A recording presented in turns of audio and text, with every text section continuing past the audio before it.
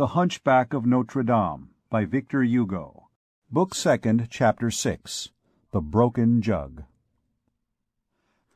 After having run for some time at the top of his speed, without knowing whither, knocking his head against many a street corner, leaping many a gutter, traversing many an alley, many a court, many a square, seeking flight and passage through all the meanderings of the ancient passages of the All, exploring in his panic terror what the fine Latin of the maps calls tota via, ceminum et viaria, our poet suddenly halted for lack of breath in the first place, and in the second because he had been collared, after a fashion, by a dilemma which had just occurred to his mind. "It strikes me, Master Pierre Gringoire," he said to himself, placing his finger to his brow, "that you are running like a madman. The little scamps are no less afraid of you than you are of them. It strikes me, I say, that you heard the clatter of their wooden shoes fleeing southward, while you were fleeing northward. Now, one of two things.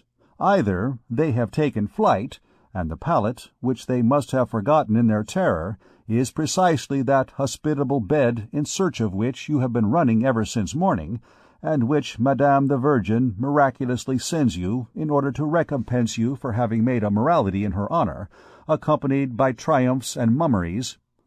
Or the children have not taken flight, and in that case they have put the brand to the pallet, and that is precisely the good fire which you need to cheer, dry, and warm you. In either case, good fire or good bed, that straw pallet is a gift from heaven. The Blessed Virgin Marie, who stands at the corner of the Rue Mauconseil, could only have made Eustache Maubin die for that express purpose. And it is folly on your part to flee thus zigzag, like a Picard before a Frenchman, leaving behind you what you seek before you, and you are a fool." Then he retraced his steps, and feeling his way and searching, with his nose to the wind and his ears on the alert, he tried to find the blessed pallet again, but in vain. There was nothing to be found but intersections of houses, closed courts, and crossings of streets, in the midst of which he hesitated and doubted incessantly, being more perplexed and entangled in this medley of streets than he would have been even in the labyrinth of the Hôtel du Tournelle. At length he lost patience, and exclaimed solemnly, "Cursed be cross-roads! 'Tis the devil who has made them in the shape of his pitchfork." This exclamation afforded him a little solace, and a sort of reddish reflection which he caught sight of at that moment, at the extremity of a long and narrow lane, completed the elevation of his moral tone. "God be praised," said he, "there it is yonder. There is my pallet burning." And comparing himself to the pilot who suffers shipwreck by night, "Salve," he added piously, "salve Mari Stella." Did he address this fragment of litany to the Holy Virgin, or to the pallet? We are utterly unable to say. He had taken but a few steps in the long street, which sloped downwards, was unpaved, and more muddy and steep, when he noticed a very singular thing. It was not deserted. Here and there along its extent crawled certain vague and formless masses, all directing their course towards the light which flickered at the end of the street, like those heavy insects which drag along by night, from blade to blade of grass, towards the shepherd's fire.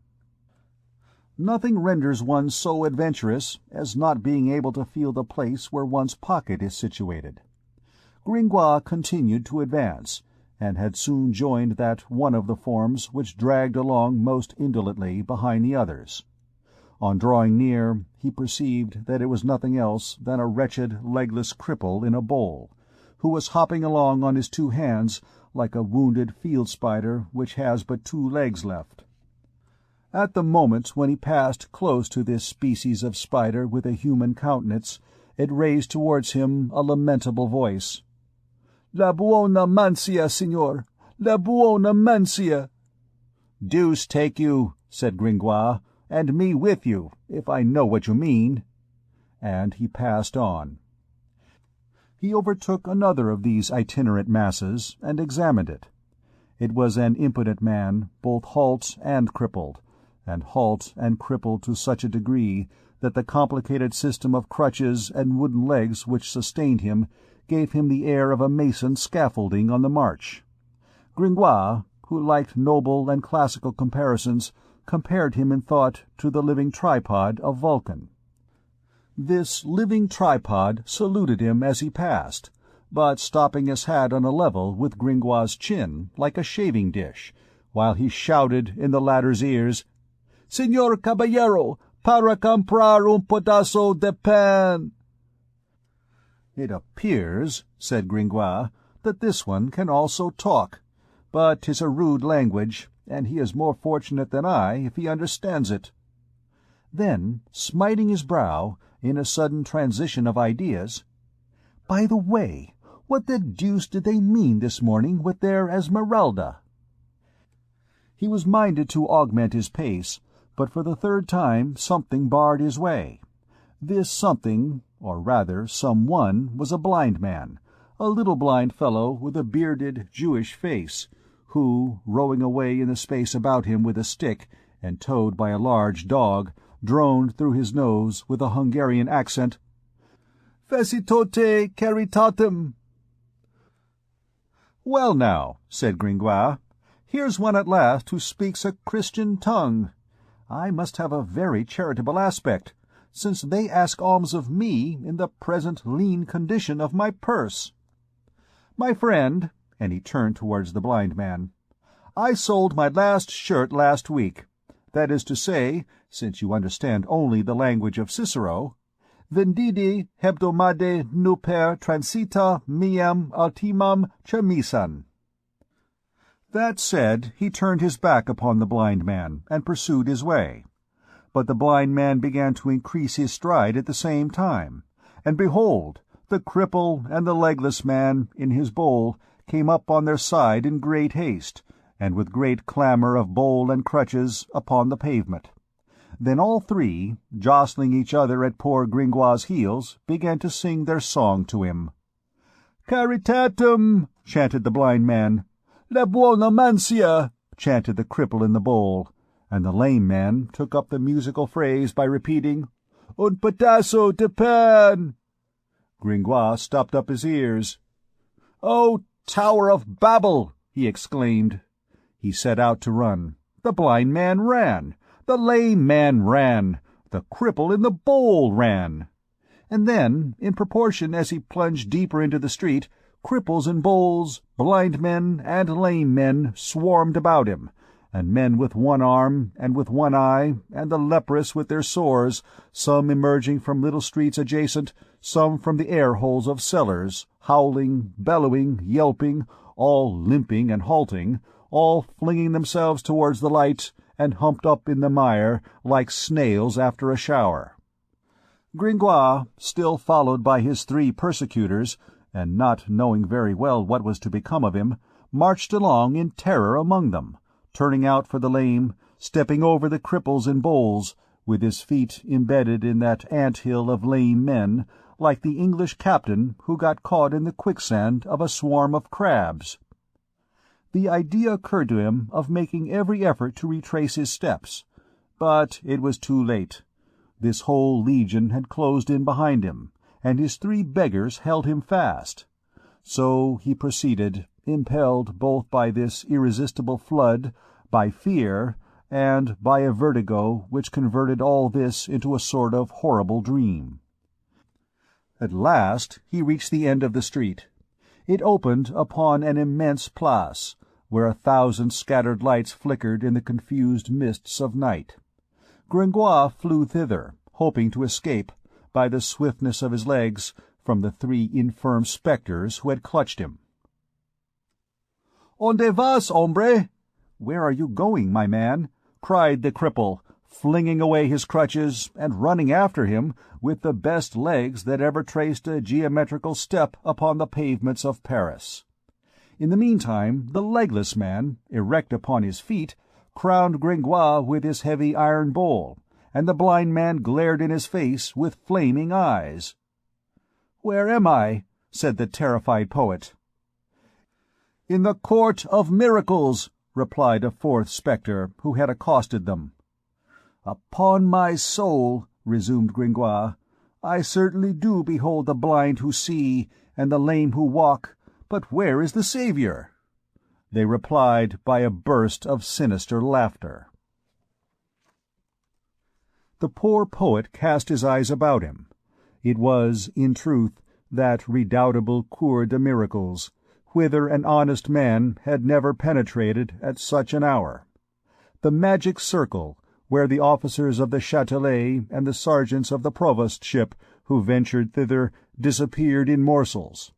A city of thieves, a hideous wart on the face of Paris, a sewer from which escaped every morning and whither returned every night to crouch that stream of vices, of mendicancy and vagabondage which always overflows in the streets of capitals. A monstrous hive, to which returned at nightfall with their booty all the drones of the social order.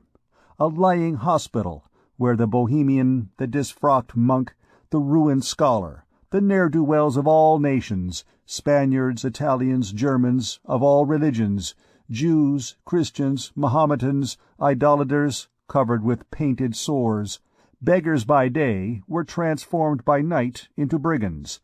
An immense dressing-room, in a word, where, at that epoch, the actors of that eternal comedy, which theft, prostitution, and murder play upon the pavements of Paris, dressed and undressed.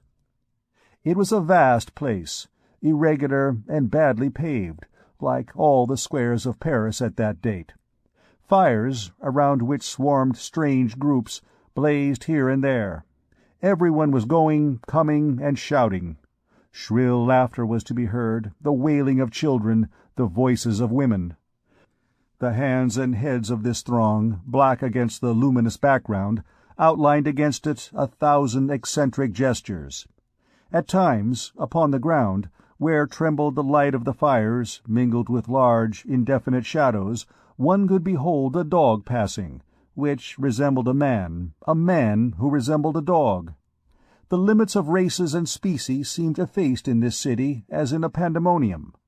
Men, women, beasts, age, sex, health, maladies, all seemed to be in common among these people. All went together. They mingled, confounded, superposed. Each one there participated in all. The poor and flickering flames of the fire permitted Gringoire to distinguish, amid his trouble, all around the immense place, a hideous frame of ancient houses, whose worm-eaten, shriveled, stunted facades, each pierced with one or two lighted attic windows, seemed to him, in the darkness, like enormous heads of old women, ranged in a circle, monstrous and crabbed, winking as they looked on the witches' Sabbath.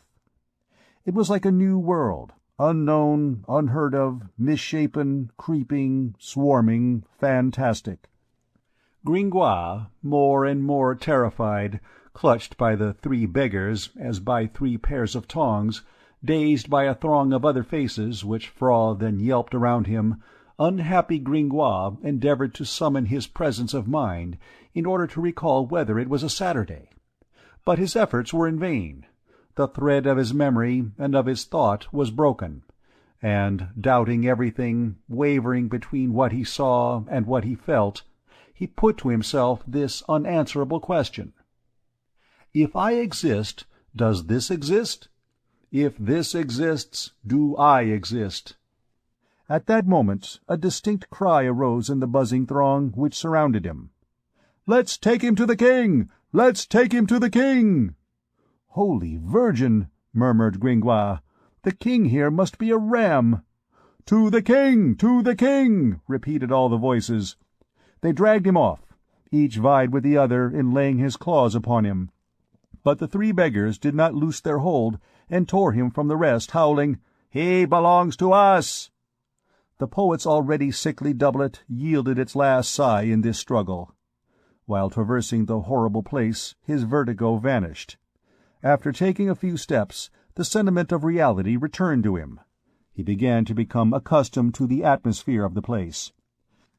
At the first moment there had arisen from his poet's head, or simply and prosaically from his empty stomach, a mist, a vapour, so to speak, which, spreading between objects and himself, permitted him to catch a glimpse of them only in the incoherent fog of nightmare, in those shadows of dreams which distort every outline, agglomerating objects into unwieldy groups, dilating things into chimeras, and men into phantoms. Little by little, this hallucination was succeeded by a less bewildered and exaggerating view. Reality made its way to the light around him, struck his eyes, struck his feet, and demolished, bit by bit, all that frightful poetry with which he had at first believed himself to be surrounded. He was forced to perceive that he was not walking in the sticks, but in mud, that he was elbowed not by demons, but by thieves, that it was not his soul which was in question, but his life, since he lacked that precious conciliator which places itself so effectually between the bandit and the honest man, a purse. In short, on examining the orgy more closely, and with more coolness, he fell from the witch's Sabbath to the dram-shop. The Cour de Miracles was, in fact, merely a dram-shop, but a brigand's dram-shop, reddened quite as much with blood as with wine. The spectacle which presented itself to his eyes, when his ragged escort finally deposited him at the end of his trip, was not fitted to bear him back to poetry, even to the poetry of hell. It was more than ever the prosaic and brutal reality of the tavern. Were we not in the 15th century, we would say that Gringoire had descended from Michelangelo to Callot.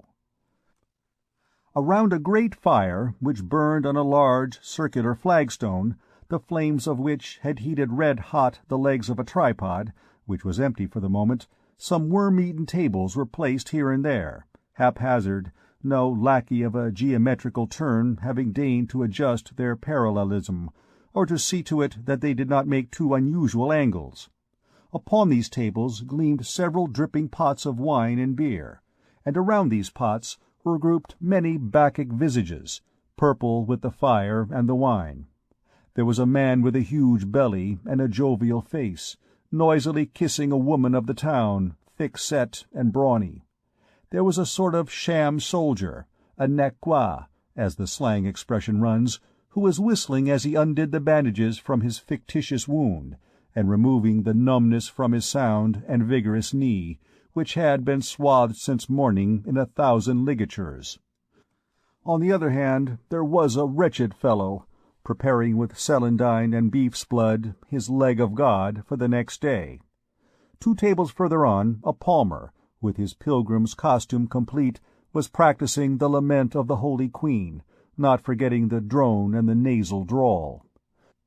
Further on, a young scamp was taking a lesson in epilepsy from an old pretender, who is instructing him in the art of foaming at the mouth by chewing a morsel of soap. Beside him, a man with the dropsy was getting rid of his swelling, and making 4 or 5 female thieves, who were disputing at the same table over a child who had been stolen that evening, hold their noses. All circumstances which, 2 centuries later, seemed so ridiculous to the court, as Sauval says, that they served as a pastime to the king, and as an introduction to the royal ballet of Night, divided into 4 parts and danced on the theatre of the Petit Bourbon. Never, adds an eye-witness of 1653, have the sudden metamorphoses of the Court of Miracles been more happily presented. Benserade prepared us for it by some very gallant verses. Loud laughter everywhere, and obscene songs. Each one held his own course, carping and swearing without listening to his neighbor.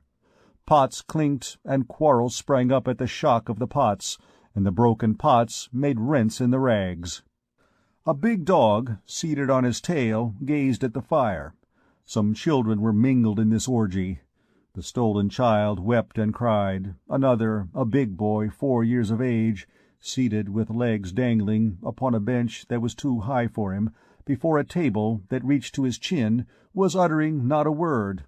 a third, gravely spreading out upon the table with his finger the melted tallow which dripped from a candle. Last of all, a little fellow crouching in the mud, almost lost in a cauldron which he was scraping with a tile, and from which he was evoking a sound that would have made Stradivarius swoon.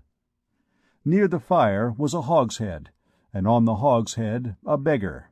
This was the king on his throne.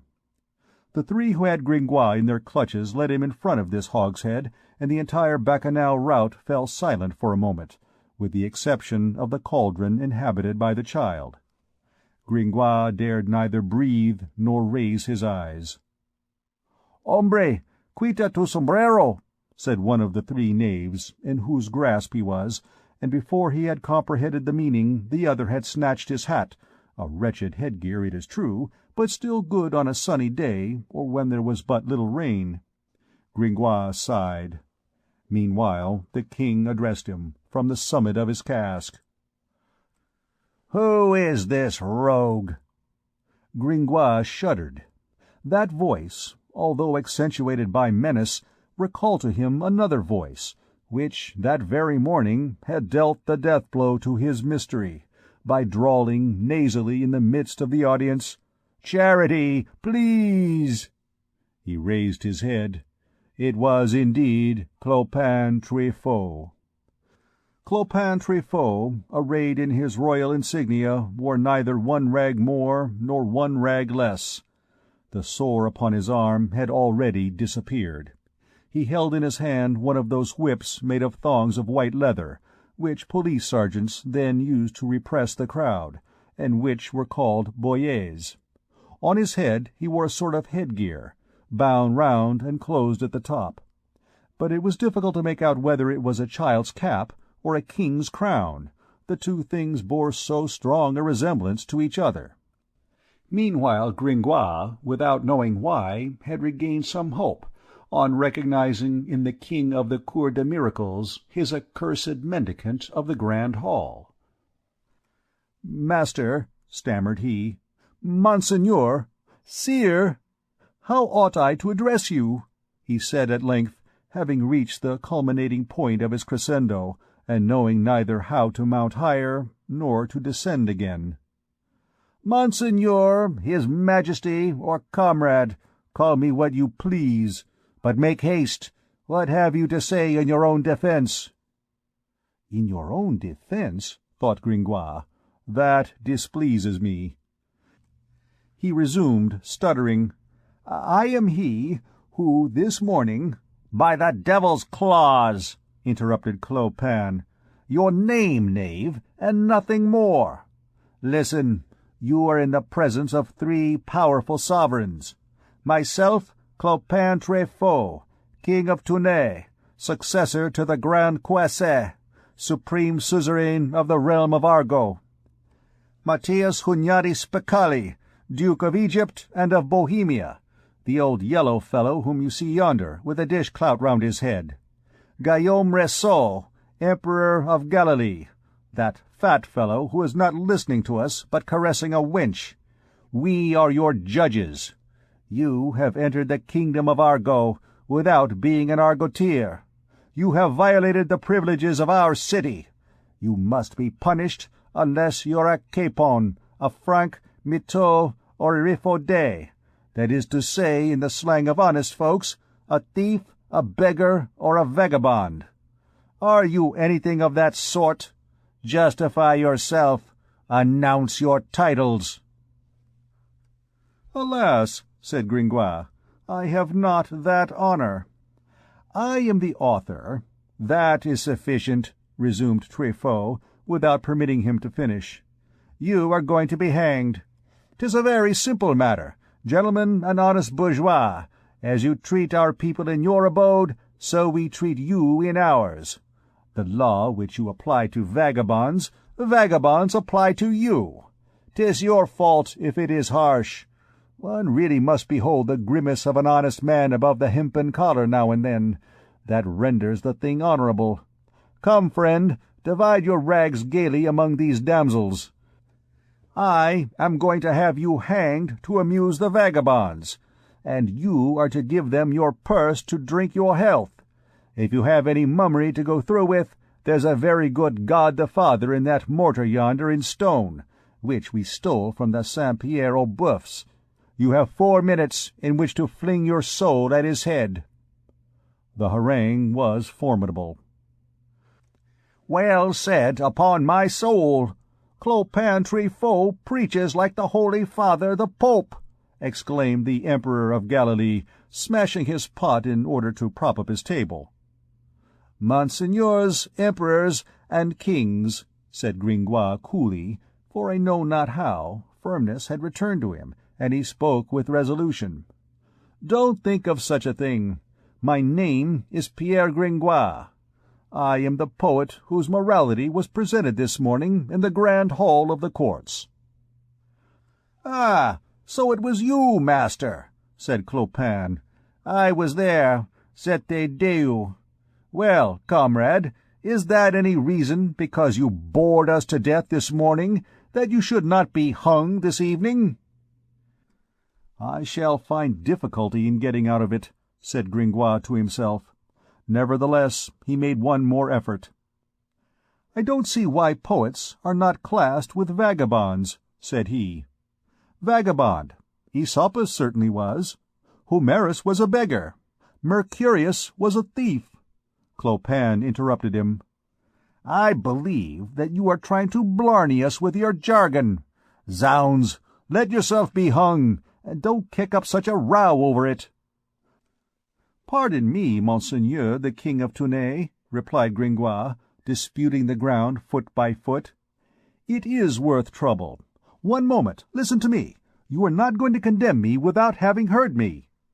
His unlucky voice was, in fact, drowned in the uproar which rose around him. The little boy scraped away at his cauldron with more spirit than ever, and, to crown all, an old woman had just placed on the tripod a frying-pan of grease, which hissed away on the fire with a noise similar to the cry of a troop of children in pursuit of a masker.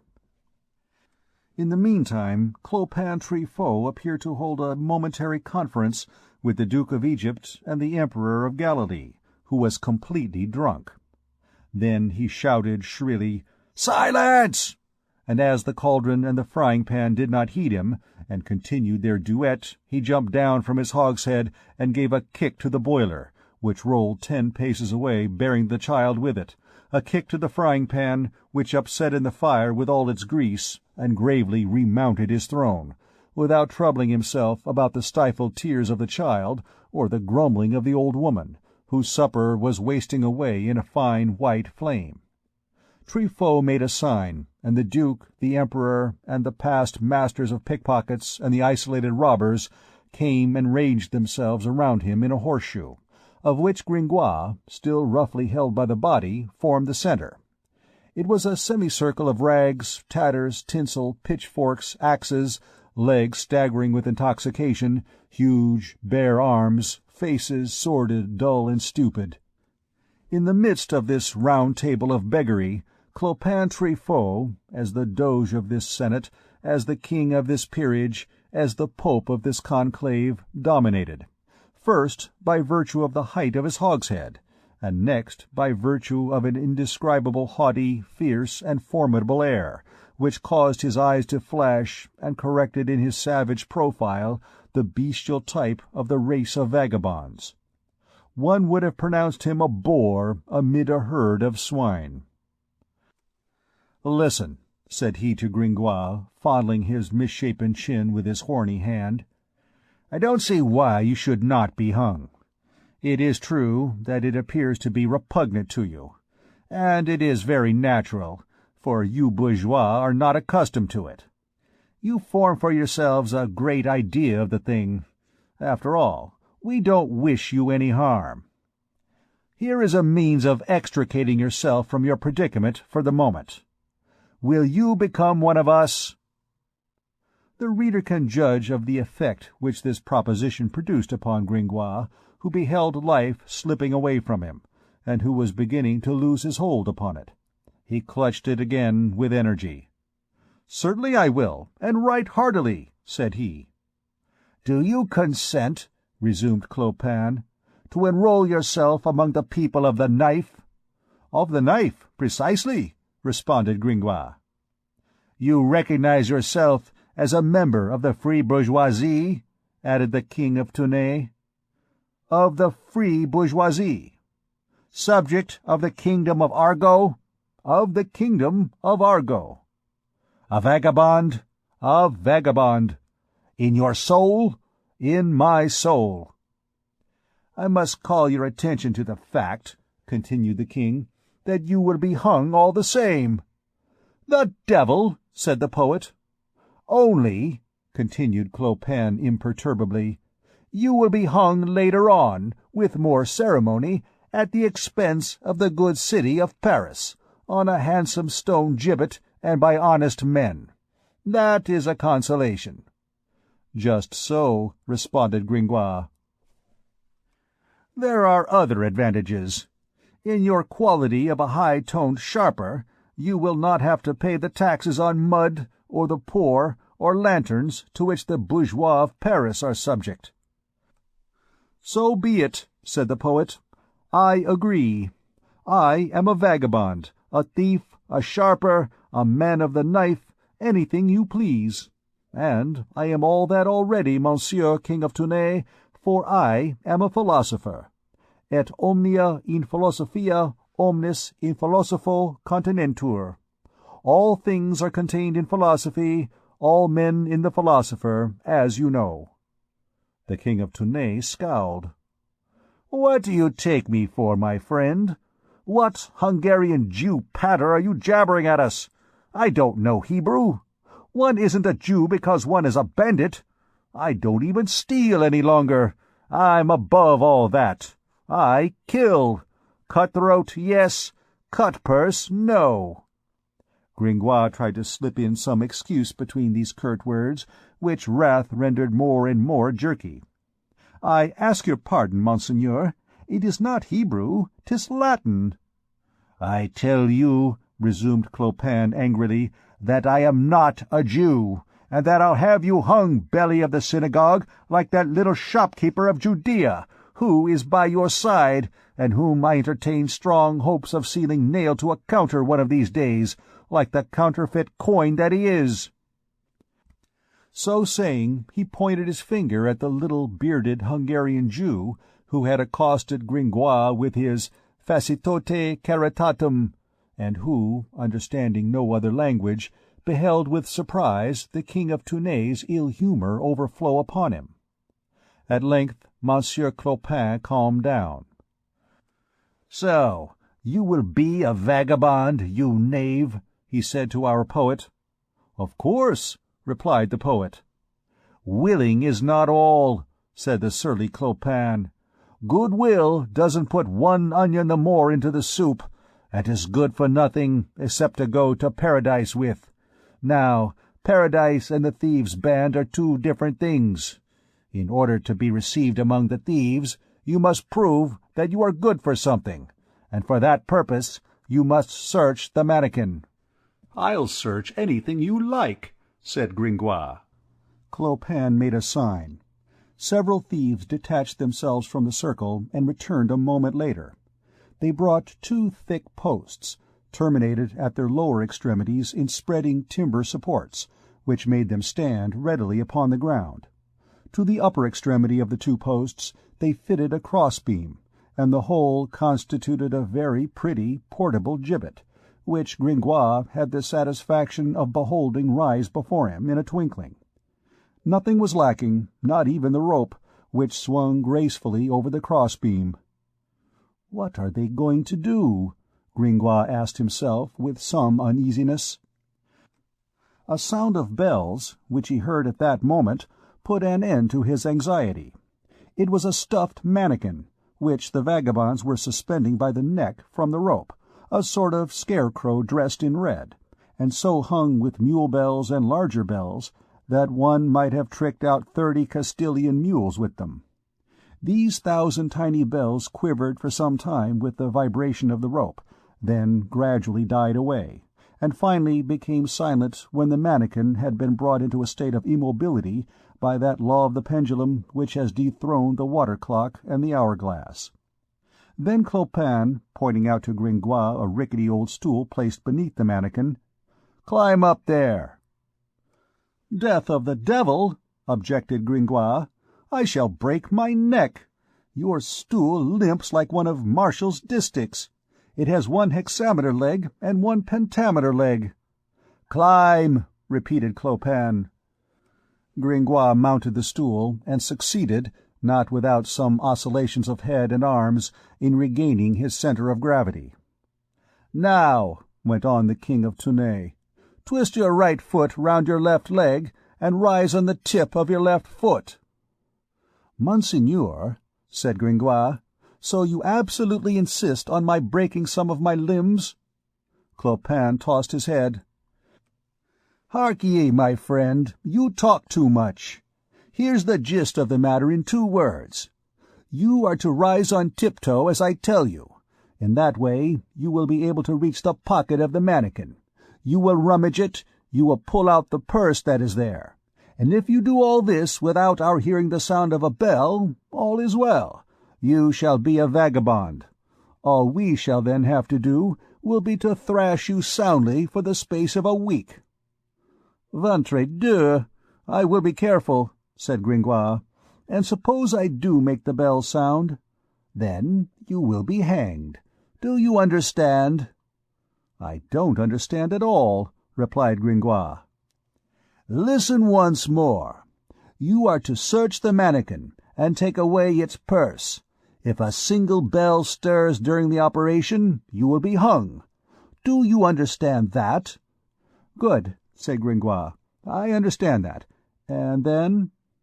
"If you succeed in removing the purse without our hearing the bells, you are a vagabond, and you will be thrashed for 8 consecutive days. You understand now, no doubt?"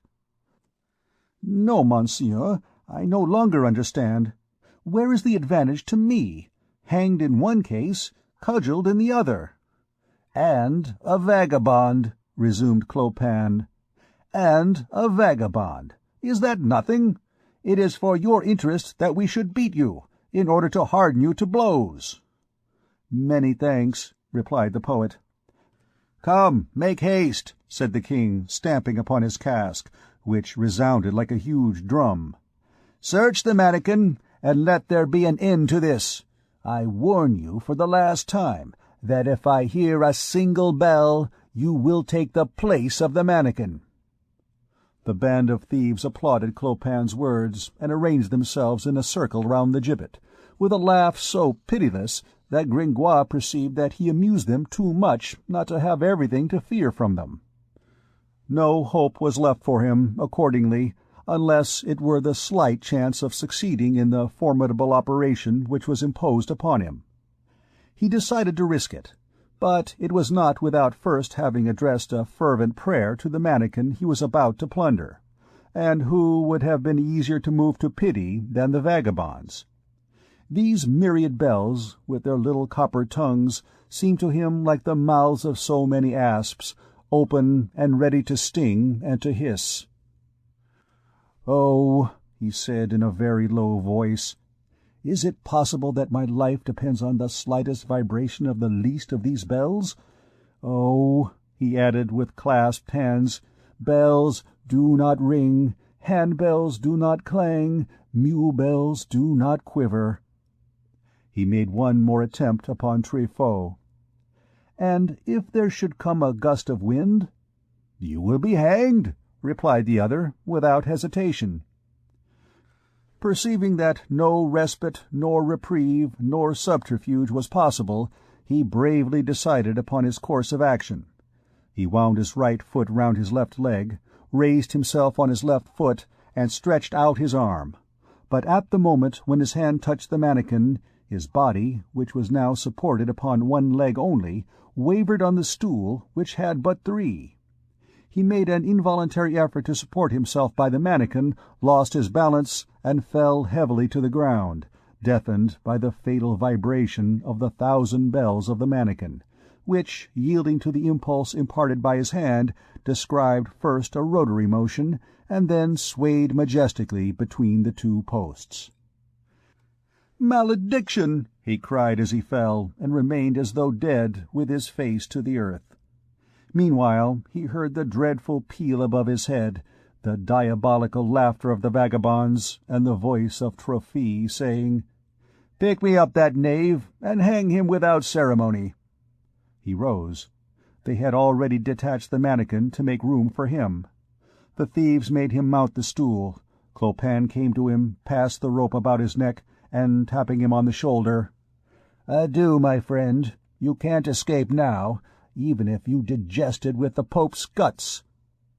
The word "mercy" died away upon Gringoire's lips. He cast his eyes about him, but there was no hope. All were laughing. "Bellevine de la Troie," said the King of Tournay to an enormous vagabond who stepped out from the ranks. "Climb upon the cross-beam." Bellevine de la Troie nimbly mounted the traverse beam, and in another minute Gringoire, on raising his eyes, beheld him, with terror, seated upon the beam above his head. "Now," resumed Clopin Truffaut, "as soon as I clap my hands, you, Andre the Red, will fling the stool to the ground with a blow of your knee. You, Francois Chanteprune, will cling to the feet of the rascal, and you, Bellevine, will fling yourself on his shoulders, and all three at once, do you hear?" Gringoire shuddered. "Are you ready?" said Clopin Truffaut to the three thieves, who held themselves in readiness to fall upon Gringoire. A moment of horrible suspense ensued for the poor victim, during which Clopin tranquilly thrust into the fire with the tip of his foot some bits of vine-shoots which the flame had not caught. "Are you ready?" he repeated, and opened his hands to clap. 1 second more, and all would have been over. But he paused, as though struck by a sudden thought. "One moment," said he. "I forgot. It is our custom not to hang a man without inquiring whether there is any woman who wants him. Comrade, this is your last resource. You must wed either a female vagabond or the noose." This law of the vagabonds, singular as it may strike the reader, remains today written out at length in ancient English legislation. Gringoire breathed again. This was the second time that he had returned to life within an hour, so he did not dare to trust to it too implicitly. "Hola!" cried Clopin, mounted once more upon his cask. "Hola, women, females! Is there among you, from the sorceress to her cat, a wench who wants this rascal? Hola, Colette la Charon, Elizabeth Trouvin, Simone Jourdain, Marie Pédebot, Tonnet Lelong, Bérard Fanouille, Michel Janaille, Claude Rongeoret, Mathurine Girardeau. Hola, Isabeau Latierry, come and see, a man for nothing. Who wants him?" Gringoire, no doubt, was not very appetizing in his miserable condition. The female vagabonds did not seem to be much affected by the proposition. The unhappy wretch heard them answer, "No, no, hang him! There'll be more fun for us all." Nevertheless, 3 emerged from the throng and came to smell of him. The first was a big wench with a square face. She examined the philosopher's deplorable doublet attentively. His garment was worn, and more full of holes than a stove for roasting chestnuts. The girl made a wry face. "Old rag," she muttered, and addressing Gringoire, "Let's see your cloak." "I have lost it," replied Gringoire. "Your hat?" "They took it away from me." "Your shoes?" "They have hardly any soles left." "Your purse?" "Alas," stammered Gringoire, "I have not even a sou." "Let them hang you, then, and say thank you," retorted the vagabond wench, turning her back on him. The second, old, black, wrinkled, hideous, with an ugliness conspicuous even in the Cour des Miracles, trotted round Gringoire. He almost trembled lest she should want him, but she mumbled between her teeth, "He's too thin," and went off. The third was a young girl, quite fresh, and not too ugly. "Save me," said the poor fellow to her in a low tone. She gazed at him for a moment with an air of pity, then dropped her eyes, made a plait in her petticoat, and remained in indecision. He followed all these movements with his eyes. It was the last gleam of hope. "No," said the young girl at length. "No, Guillaume Langevin would beat me."